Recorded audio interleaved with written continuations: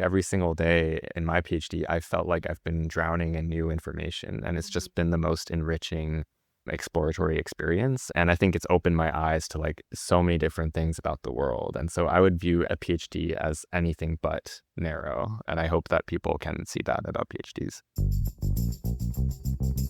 Welcome to Talk Bio to Me, the show where we sit down with the people building the future of biology. I'm your host, Flo Lumsden, founder of Chorus Studios, a podcast production company where we transform complex technologies and breakthrough ideas into human stories that educate, entertain, and inspire. This year, we headed to SynBioBeta, the world's largest conference for synthetic biology. This mini-pod features some of the most fascinating founders. We make spores that actually eat the insects. Scientists. We have carbon-fixing microbes that can essentially eat emissions. Researchers. This is going to make DNA into a programmable material that we can use to turn biology into infrastructure. Investors. Because it's garbage in, garbage out on AI. And Mother Nature still works in mysterious ways, right? And AI innovators. I'm increasingly excited about AI actually making an impact in the lab. Shaping the future of biotech. From breakthrough therapies to AI that's beginning to design biology, I discovered one of the most exciting technological revolutions of our time. Okay, talk bio to me.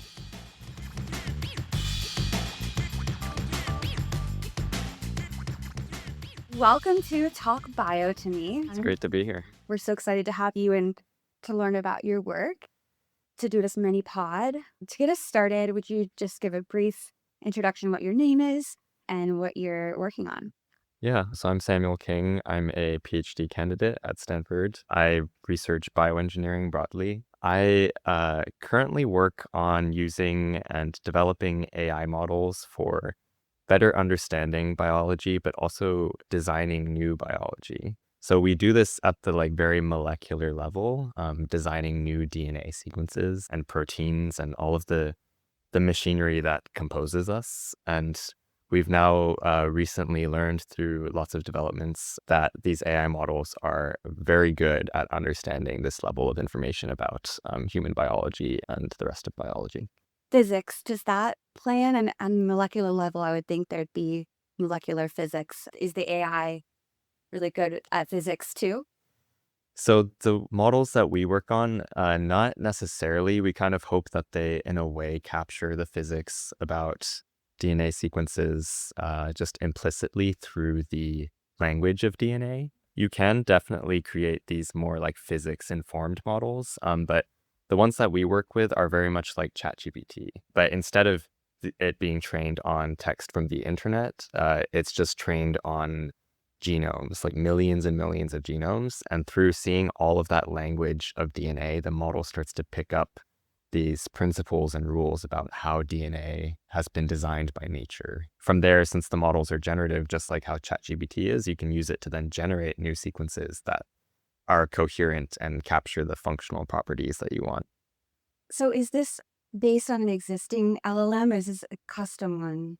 So there's some of the architecture has been borrowed, like transformers is really popular, but the models that I've worked with have a slightly newer architecture that's better at handling the really long range signals that you want to capture in DNA sequences, because if you think about these really, really long sequences like genomes, there's these cool facts where if you disentangle the whole genome or something, it stretches really far. But in English language or other text, the signals that you want to capture are a little bit more local. Like within the same sentence, you can generally understand what is being talked about. But in a genome, you could have a gene somewhere over here that's millions of DNA base pairs away from what it might be important for or something. And so we need better architectures for AI models that are able to capture these really long range signals. Are you working on the AI for it, or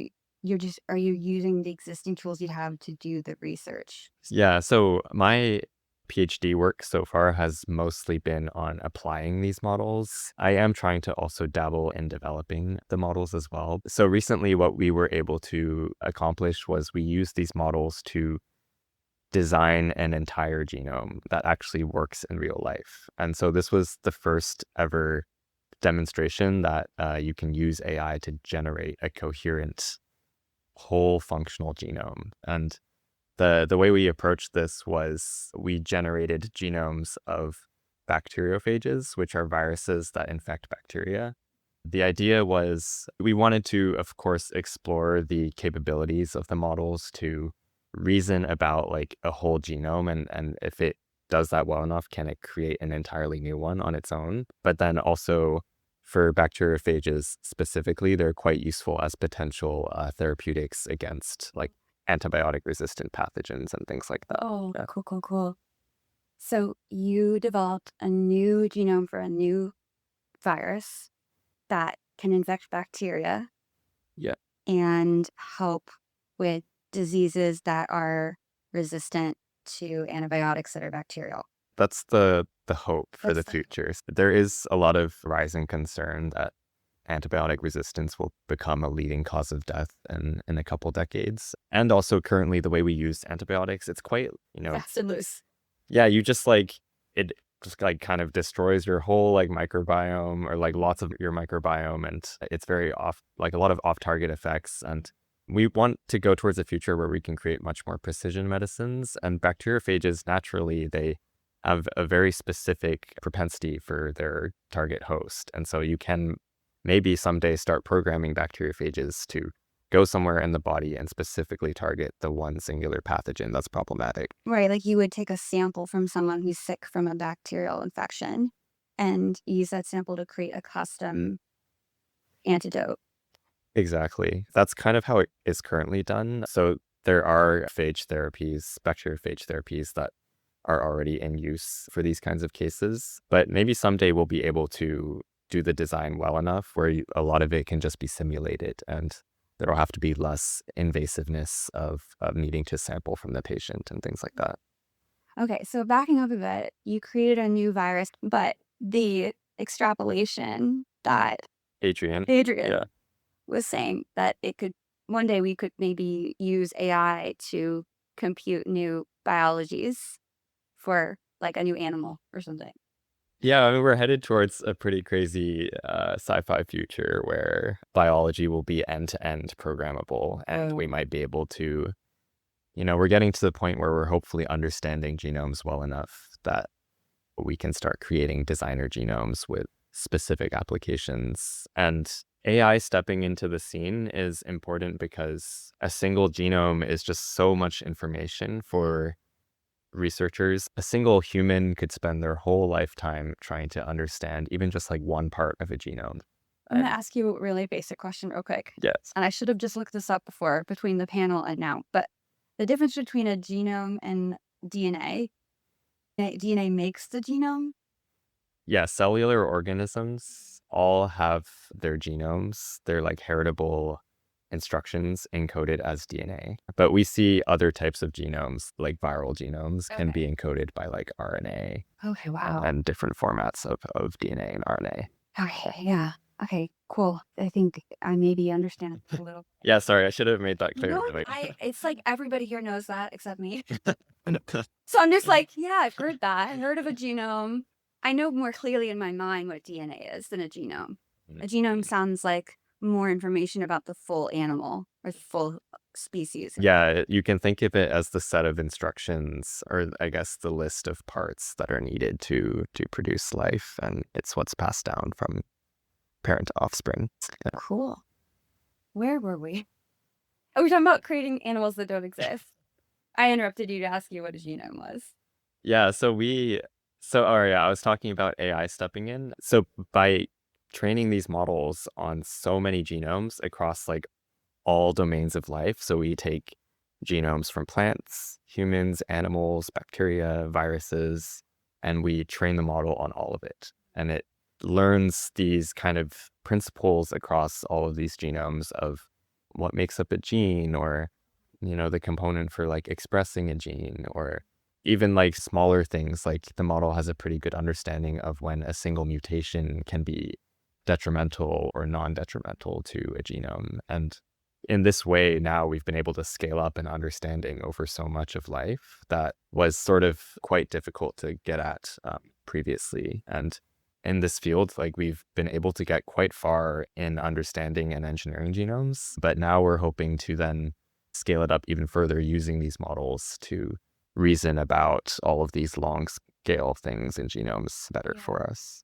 When I think about like what makes a life successful on the planet Earth, like it needs to be able to do all these processes of, collecting vitamin D and breathing somehow. So I know the genome creation, I guess, the ideation has to fit within the world that we live in. Can the AI like extrapolate like, okay, all of these animals have these things in common, so this is necessary to live on this planet?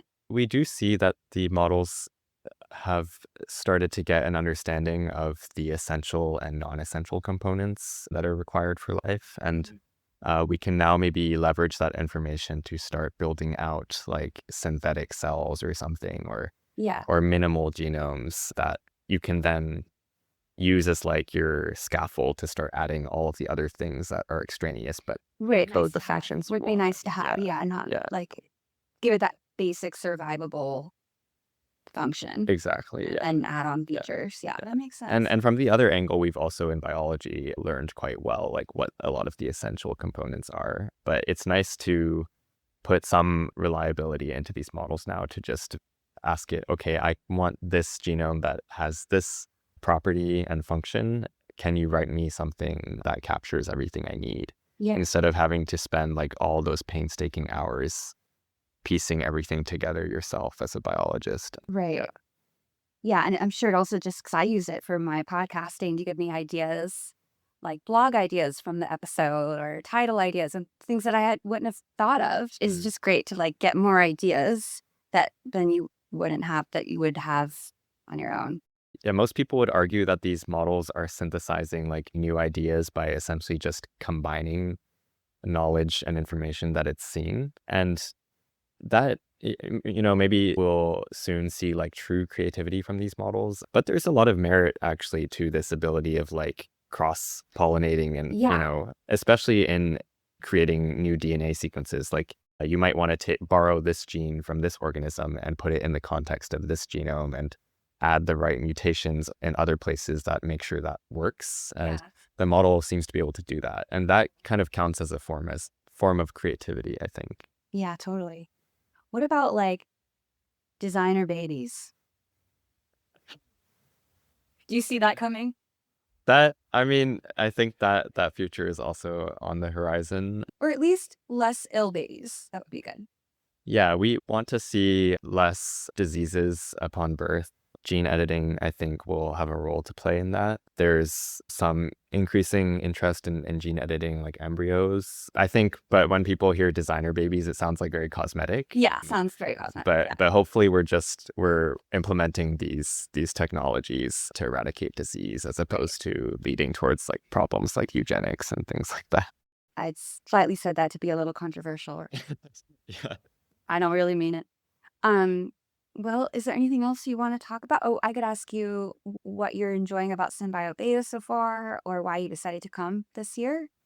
Yeah, SynBioBeta has been an amazing experience so far. It's actually my first time here. It's great to get all of these brilliant minds in one place. And I feel like there's been so much serendipity. I just run into somebody that I maybe sort of knew of by name or like have heard of or never met before, and all of these like new ideas and interesting conversations have been happening. And I think creating an environment for serendipity is an amazing thing to do for researchers and people working in industry, and SynBioBeta is perfect for that. Yeah. Great answer. Is there anything that you've learned about that was particularly exciting or inspiring to you, or just cool? There's been lots of things. I think I'm not as exposed to the world of like drug development and pharma. And I've been hearing lots of talks around how to accelerate like timelines or paths to clinic and developing drugs. And I think that's been quite insightful for me. And it's really nice to like step out of my typical bubble of what I do research in and hear all of these other perspectives, especially from like industry leaders, because I'm still a PhD student and I'm pretty embedded in like an academic environment. So hearing from all of these people who have startups and other companies, it's been pretty cool. Can kind of validate what you've been thinking or maybe challenge some of your assumptions about the industry. Or Yeah, definitely. Yeah. okay, if we have time, one last question about advice for someone who's considering the PhD route. Yeah.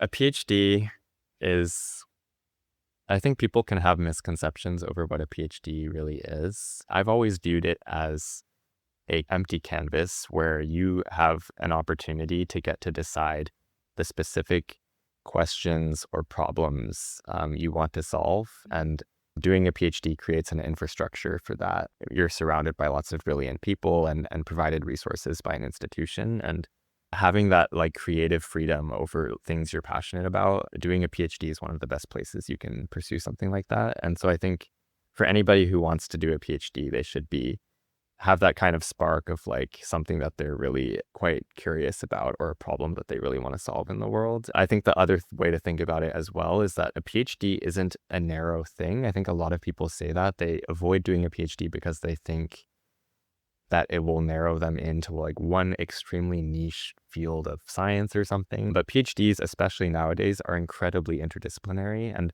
honestly, every single day in my PhD, I felt like I've been drowning in new information. And it's just been the most enriching exploratory experience. And I think it's opened my eyes to like so many different things about the world. And so I would view a PhD as anything but narrow. And I hope that people can see that about PhDs. Oh, I love that. Even I did think it was a narrow route. So you've opened my eyes. Maybe I'll go create a blank canvas to explore some part of the universe I'm deeply curious about. Yeah, it's such a unique type of thing that I think many more people should really consider heavily doing. Yeah. That's great. Great advice. So lovely to speak with you. Yeah, thanks for having me. Thank you for coming, Samuel. And we'll be in touch. I'll be following your research. Great. Yeah, thank you. Don't forget to subscribe or follow Talk Bio to Me on Spotify, Apple Podcasts, YouTube today for episodes dropping very soon.